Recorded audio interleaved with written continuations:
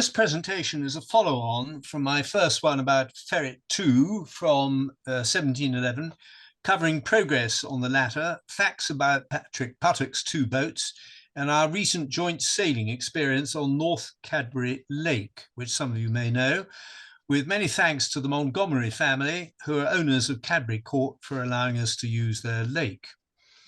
Now, for several weeks, I've been working really quite hard on details for Ferret 2, which I'm going to show in the following close-up photographs, using in some cases, which you may see, red circles to highlight.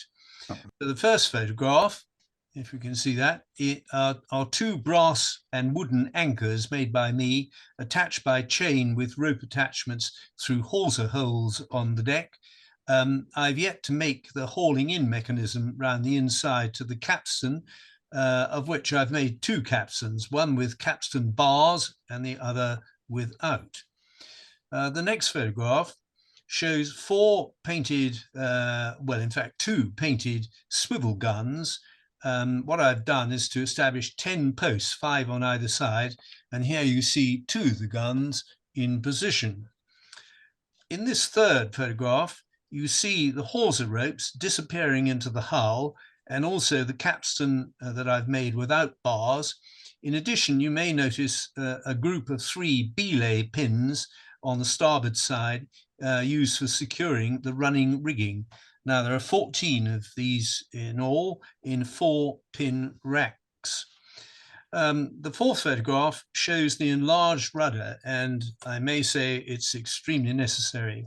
Unfortunately, on the day that we did the sailing, the winds were very light, and on the day which we'd selected the following week to do another sailing, they were also very light. So the bigger the rudder, the more easily you can get out of trouble. In this fifth photograph, I show one of 2 yards which have yet to have sails attached. Note also my blocks, of which I've made a number. Brass sheaves being the most challenging parts to make. The shells are made from boxwood. This photograph also shows the top with its protective barrier astern, so that hopefully you don't fall off. In this 6th photograph, I spent a couple of hours in Cornwall Model Boats Warehouse, which was a very useful exercise, and found a number of extremely useful items, including the ensign you see, which is exactly right for 1711, just a bit less than a century before Ireland joined the Union in 1801. Note the St Andrew's white diagonal cross is still without its red diagonal overlays, which were added, of course, in 1801, representing Ireland.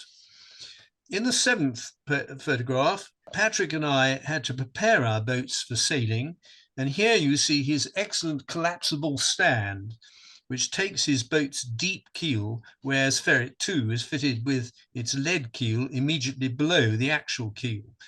Both boats have approximately the same square area of sail, but his has a much more sophisticated sail control system, which I'm very envious of, and which I must try to imitate with his permission. Now, we made use of the excellent jetty along with my dog here. She does a lot of swimming in North Cadbury Lake. This excellent jetty is first class for launching one's boats, particularly on the right-hand side. I'm glad to say that the rescue canoe, which I haven't shown, which was manned by my son Charlie, was not needed.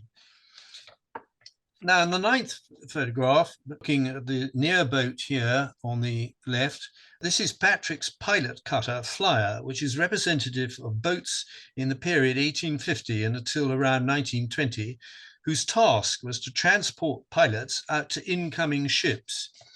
Patrick obtained his plans for this boat from Aerospace Industries, whose very charming designer is a man called Gary Webb, who's made a number of videos which apparently are well worth watching on aerospaceindustries.com.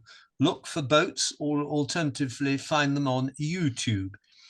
Complete with its deep keel, this was the first time that Flyer had taken to the water in earnest. She sat well in the water. For this first sailing, Patrick deployed only the mainsail, the staysail, and the jib. But next time he intends to be more adventurous, adding on the main topsail and the jib sail. His 3 servos work well related to the rudder, the mainsail, and the foresail.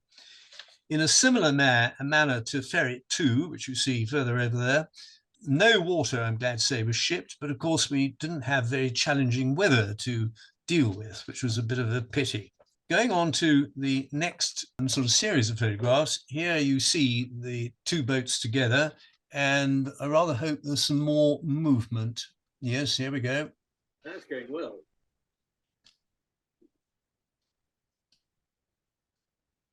So there they go, moving roughly towards each other. But this calm water is just one of the hazards one has to meet when trying to arrange sailing, which takes quite a bit of palaver and permission and getting people there and this, that, and the other. So it's quite a business. I'm sorry we can't show them more together. I'd like to think that if my boat had had proper cannon on it, which is my next intention, I could have got behind the other boat and raked it. But there we are. Anyway, moving on to the next slide, we made landfall safely with both boats, and then Patrick brought out his motorized armed drifter Osprey. It is representative of armed drifters of the World War I period, some of which continued in service during World War II. Hundreds of these wooden and steel fishing boats were taken into Royal Navy auxiliary service, being converted in shipyards right across the country. They were manned by experienced fishermen and naval ratings. Their duties were varied, and many were tasked with minesweeping.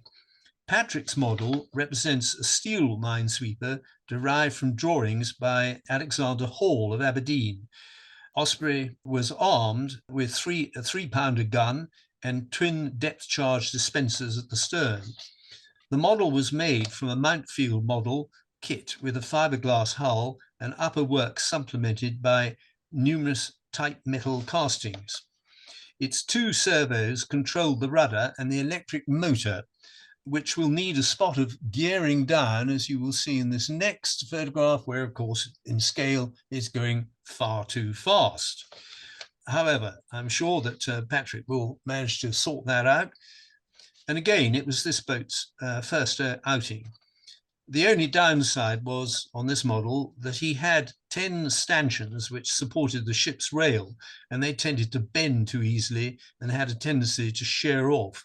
Anyway, Patrick's already attended to this fault, having found some much better brass, and so all was well on our sailing day. The final static shot shows Osprey and the trouble that Patrick took in weather painting her. For the future, we may hope for another invitation back to North Cadbury, with other SMS members perhaps participating, to show our hobby in action using remote control, cannons firing, and other fun tricks to excite the imagination of other generations, particularly ones more junior than we are.